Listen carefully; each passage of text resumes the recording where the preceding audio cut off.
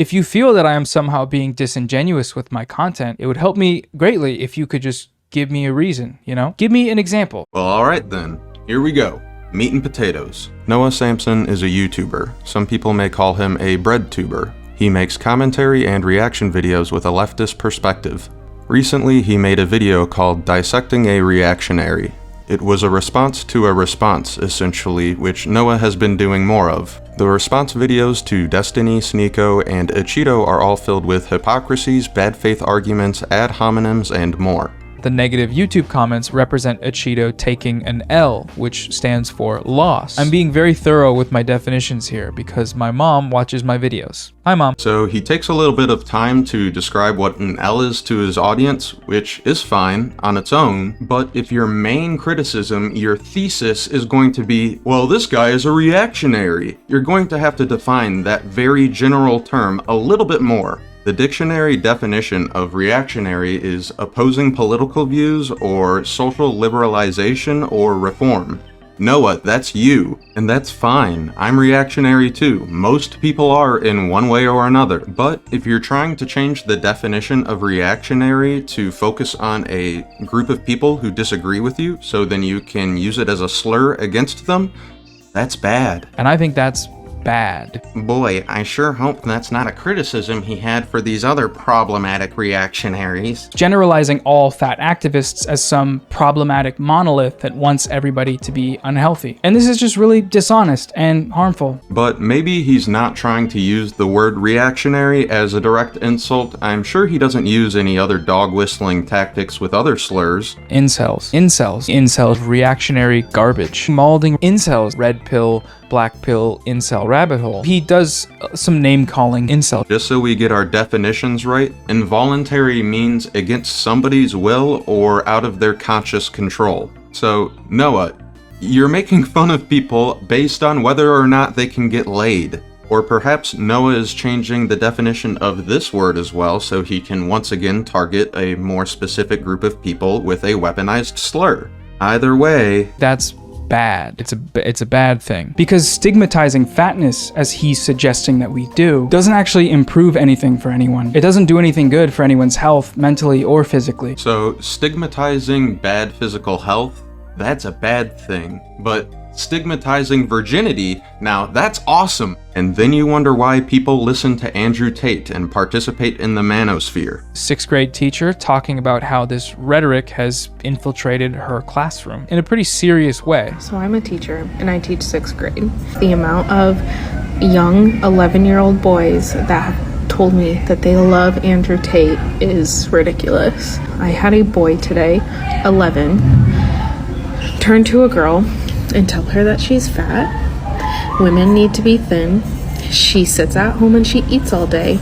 And that she's like every other girl in the world. While I'm not an Andrew Tate fan myself, and I do think that what the teacher was talking about is a bit problematic, you're not helping the situation by shaming virgins. Telling kids to essentially anesthetize their own personalities is not a solution. Having healthy relationships, communication, and healthy, grounded in reality attitudes towards the people that we are dating, these are things that we ought to strive for, no? Well, yes, obviously, but you're using your own personalized definition of health and ascribing it to other people, pretty much implying that if they don't agree with you exactly, they're unhealthy. As a member of the Healthy Boys Only movement, I don't think that this is just the healthiest thing. This was from a different video that was critiquing fatphobic comedy. That he does this under the very thin veil of some kind of concern for other people's health. And even if it were about health, you would still be wrong. There's nothing in any of these videos that contradicts the notion of living healthy. You're ascribing that to them because of their fatness. Celebrating morbid obesity directly contradicts the notion of being healthy. What are you talking about? He has a link to a medical study in the description of this video. It talks about how the perception of overweight patients can get in the way of the diagnostic process. Here's the thing though.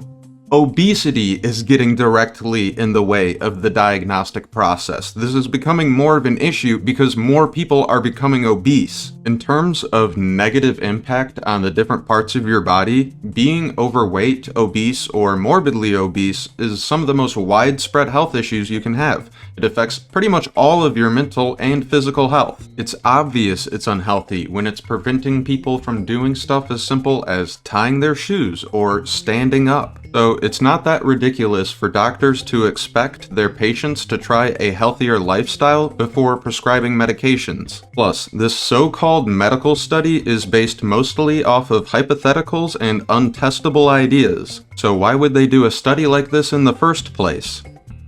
Money. Lots and lots of money. The estimated annual medical cost of obesity in the United States alone was nearly $173 billion in 2019. This is a relatively new trend in medicine, given the obesity rate has tripled since the 70s. At this rate, 50% of Americans will be obese in 2030, allowing the medical industry to continue to profit from this health crisis. So, if Noah is going to be willfully ignorant about such a key component of health, then what is the Healthy Boys Only movement really about? Well, as far as I can tell, it's a gatekeeping tactic. There is no level of physical or mental health that will allow you into the Healthy Boys Only movement. The only way in is to agree with Noah. I understand it's just a meme, but the implication is that anybody who disagrees with Noah is automatically unhealthy. Just because you speak more softly doesn't mean you're incapable of creating an echo chamber. The one-sided nature of Noah's channel is the exact kind of closed-minded environment required to make an echo chamber in the first place. That type of thinking is not conducive to being healthy, mentally or physically. And even if it were, nobody asked. Don't care, didn't ask, plus you're a little sick little freak. It's to the point where Noah labels all disagreement as blind ignorance. Even when another creator goes out of their way to explain their viewpoint, Noah doesn't see that as them explaining their viewpoint. He sees it as them just ignoring talking points. Even when other content creators explicitly explain their viewpoints, Noah sees this as them trying to dodge the question. This next clip is Noah responding to a comment Ichido made about the It's Complicated interviews. Everybody should think highly of themselves. You should too. All the way out in the outer space. Okay, they're just talking actual nonsense at this point, so I'm gonna interject. Yeah. Why does he ignore these things? Because they don't fit the narrative. It's pretty obvious when Ichido says, yeah, he's about to launch into an explanation. But Noah cuts out the explanation just to accuse Ichido of slanting a narrative. Let's take a look at the greater context of that clip, which Noah conveniently left out.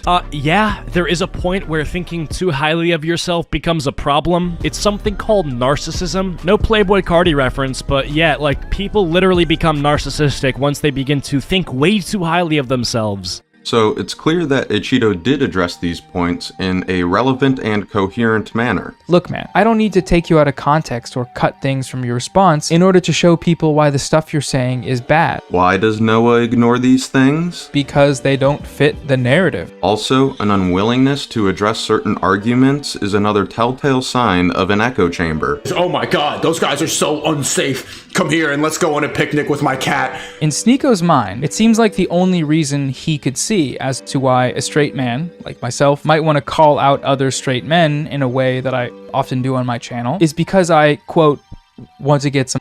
And yes, once again, he has exposed the truth, okay? As you all know, at the end of all my videos, I do display my full real phone number in these bright, big letters with a big red arrow and text that says, "Cute girls, please text me. I am lonely and full of soy." Okay, but jokes aside, Sneako is actually referencing a real thing here, and bear with me. Performative feminism by straight men in order to attract the attention of women is absolutely a thing that happens. You will find this talked about in many, if not all, leftist spaces in one way or another. This is a tactic I've been seeing more and more from people like Noah Samsen and Hassan Piker. Noah starts by mocking the absurdity of the point Sneako just made, launching into a bit to highlight this absurdity further. After he takes some time to put some distance between Sneako and Sneako's argument, he then concedes that yes, there is some validity to the argument that Sneako brought up, and he now can start to agree with it without seeming like he agrees with Sneako. Like, he could have just admitted, yes, this is a thing that happens, and it's something that has been identified by the community. But instead, Noah decides to capitalize on the situation and take a backhanded cheap shot. So this is loser shit. obviously. This next clip isn't a major mark against Noah or anything like that. I just want to share my perspective on the topic. So I think anytime someone does what they want to do to feel more comfortable in their body, this is a good thing. This is in regard to the body positivity movement, and I must say, there is a huge difference between short-term comfort and sustainable comfort. For example, eating too much candy may feel good in the moment, but you're probably going to feel nauseous later. Personally, I don't exercise for appearance or to hit some kind of weight loss goal. I exercise because I know in the long run it will improve my sleep, mood, and energy levels. Consistently choosing comfort over work is not going to lead to a functional lifestyle. So remember that the next time you say healthy boys only. A lot of this has to do with prior bias. You feel a certain way about a thing, and admitting or considering that you might be wrong about that thing, that's a hard thing to do. You will always trend towards coming up with some half-baked excuse as to why the opposition is wrong. I think this is a good point to close with because it really highlights Noah's lack of self-awareness. He often criticizes others for things that he himself is very much guilty of. It's pretty rare in any argument where bringing up prior bias actually means anything, because we're all human, we are all susceptible to bias. Making the argument of bias kind of just makes it sound like that you think you are immune to bias, which is biased. It's pretty much the equivalent of saying, hey, that person thinks they're right because they think they're right. It's nonsense, and this lack of self-awareness permeates through the rest of Noah's content. Noah, before you go out and accuse people of being biased or prejudiced or manipulative or clipping people out of context, you should stop and think to yourself, am I guilty of doing these same exact things? Because in many of these cases, yes you are. Alright, that's gonna have to do it for this one. Shout out to the best subscriber squad on all of YouTube. I hope everybody has a wonderful day.